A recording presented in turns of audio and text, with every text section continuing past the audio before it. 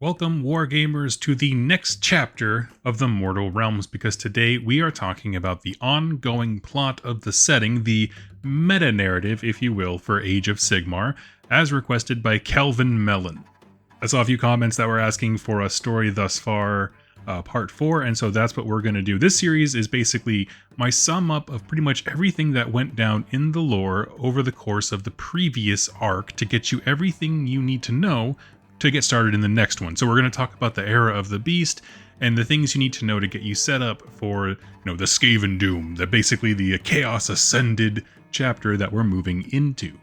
If you remember, the era of the beast began when Alariel did a giant rite of life to kind of wash away Shyish magic, the soul wars and stuff, inadvertently freeing Kragnos, who became sort of a god tier character for destruction, and a bunch of crusades were launched and realm stones started coming to life. It was a trip. You had to be there.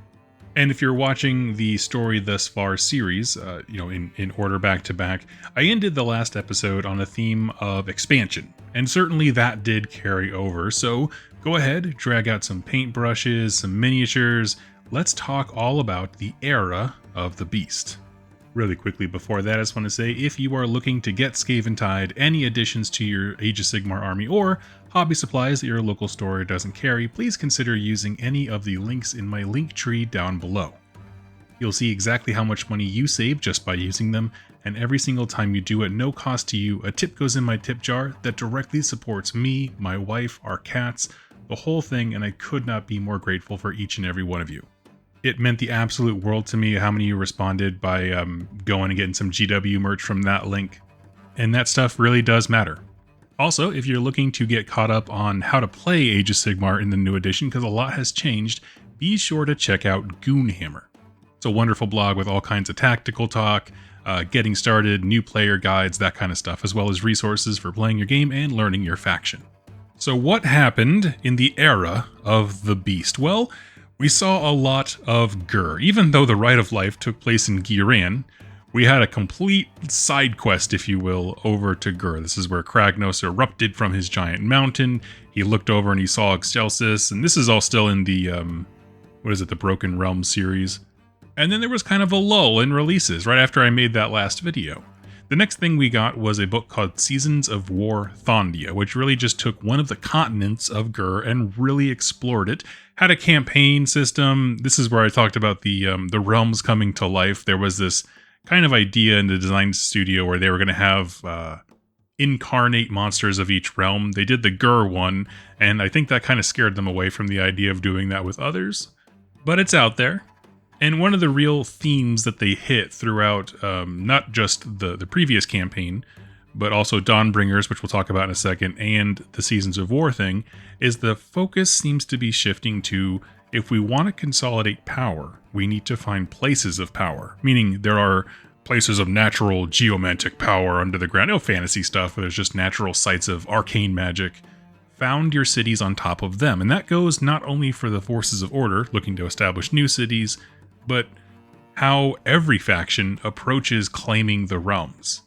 You have factions like Skaven, or even the Cruel Boys, who would love to see those kind of things detonated. The Cruel Boys have tried to explode natural sites of power, as of course have the Skaven, obviously.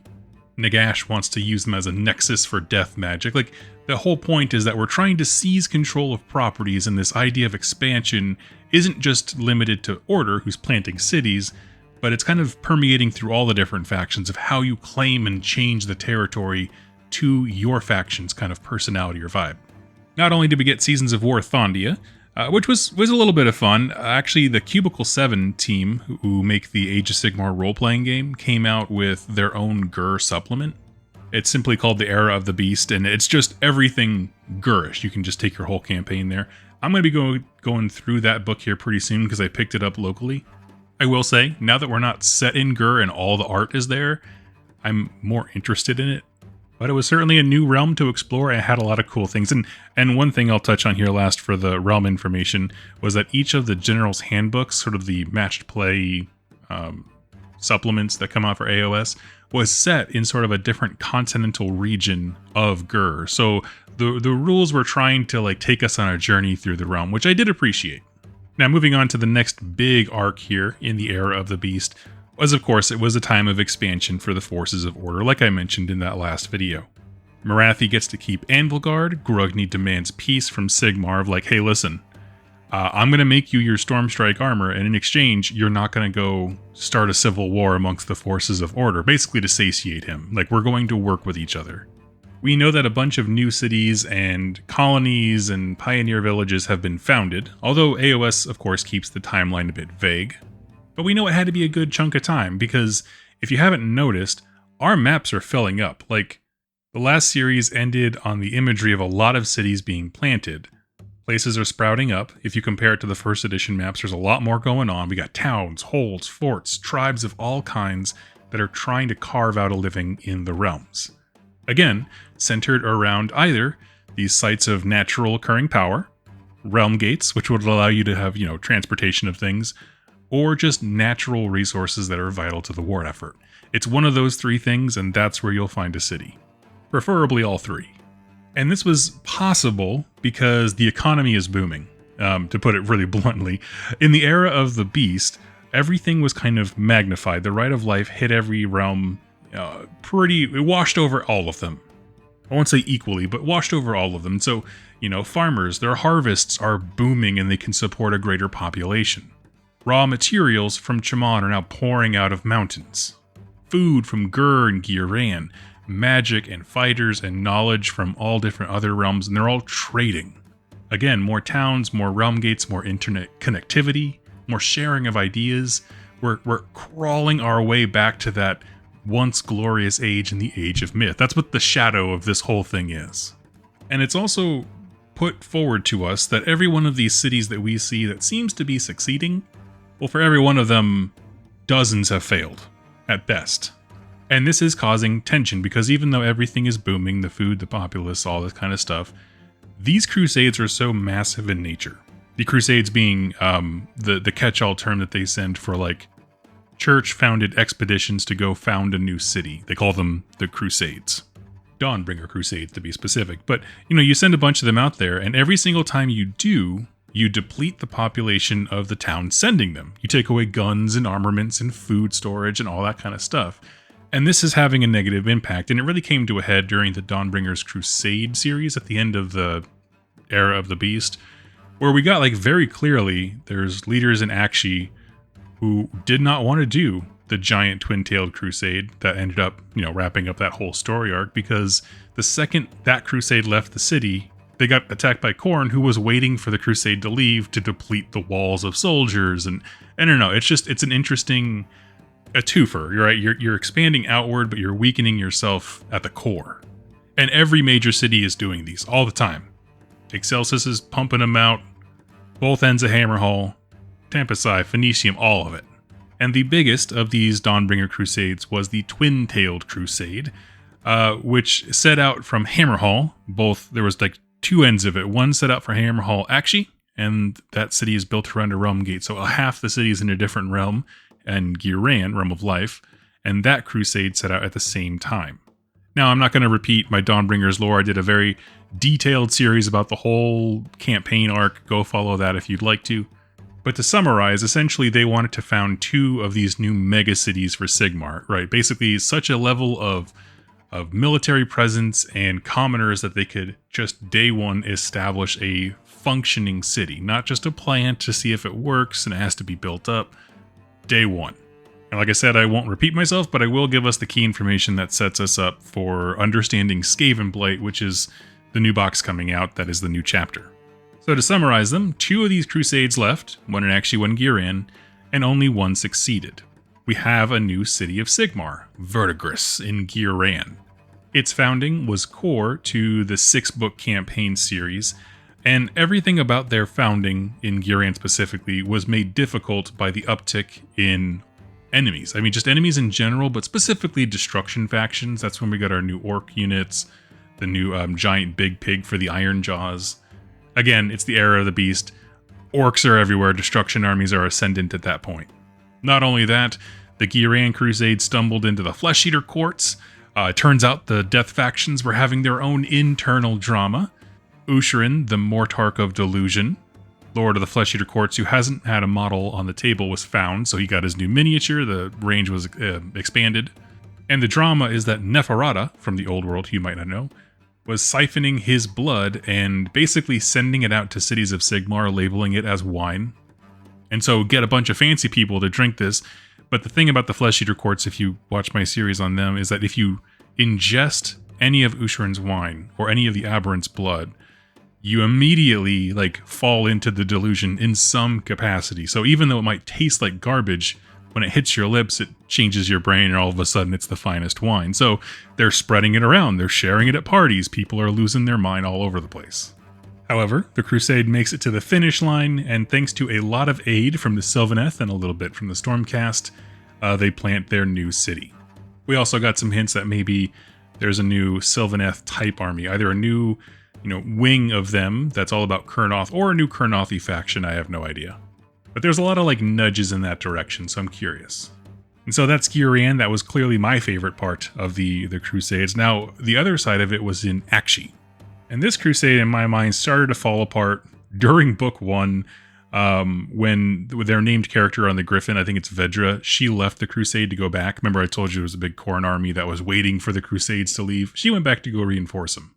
Ever since that moment, the crusade in Akshi started to fall deeper and deeper into a religious zealotry led by a character named Pontifex Zenestra. They had a whole bunch of trials, just like the Girian side, of course, over 6 books, made it to their final destination and founded the city of Embergard, and initially felt pretty stoked about things until the world exploded. And this is where we get to our final moments that bring us into our current chapter with the Skaven Doom.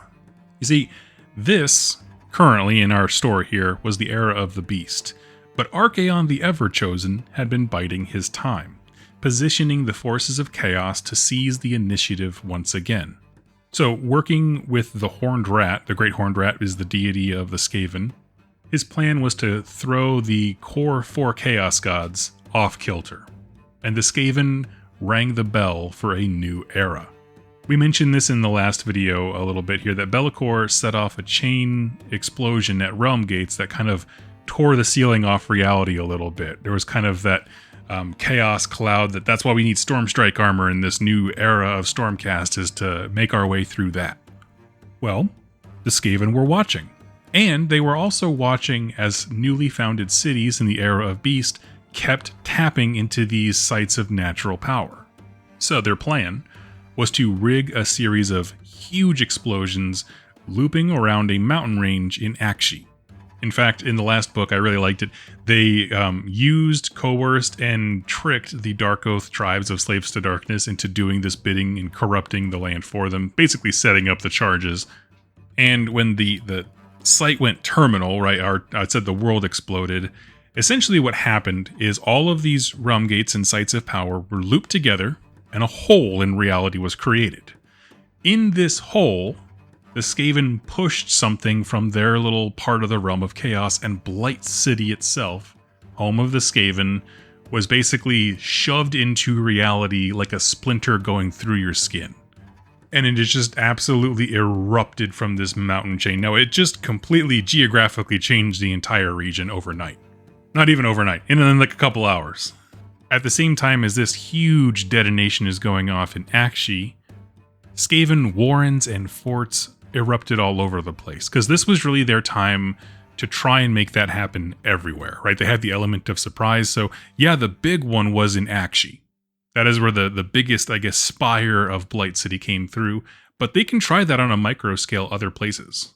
We even in that last campaign book got a glimpse into like a Skaven refinement facility, where like there's a place where they're finding warpstone, which in the end is where the explosion happens, but my point being that like that's everywhere as well too.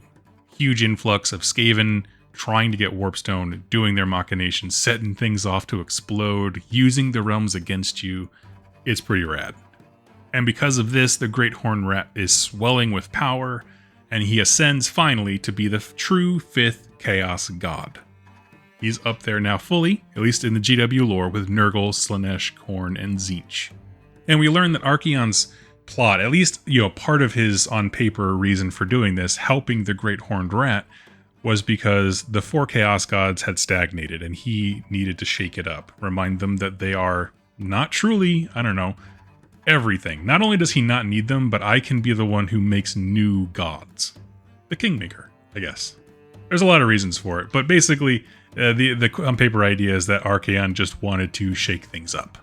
This change throws a new power into the mix. It throws new weapons for him to wield, because now he has new alignments and new, allegiances that he has to work with. But it also means truly one of the most dangerous enemies to the forces of order just got a big boost.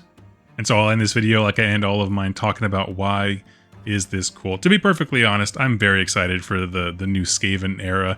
It felt like the era of the Beast, they didn't quite know what they wanted to do. It was a very cool setting, but I didn't feel like they drove a story forward. Like, I was very excited to see what they wanted to do with Kragnos. I thought his introduction was a little odd, but I was interested, and they kind of didn't do much with him.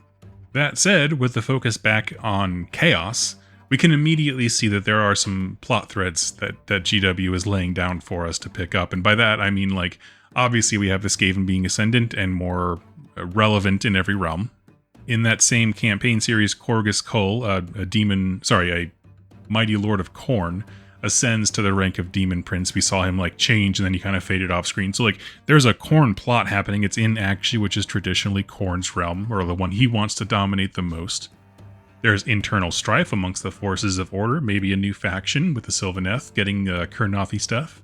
So, like, at the end, they threw down a lot of threads that would be very interesting stories to pick up in this new edition, and I feel like maybe, I don't know, with the game changing, maybe some new writers coming in, maybe that's the idea, is we're just kind of like sow these seeds early on, pick them up later, rather than having just kind of throwing stuff at the wall. We'll see.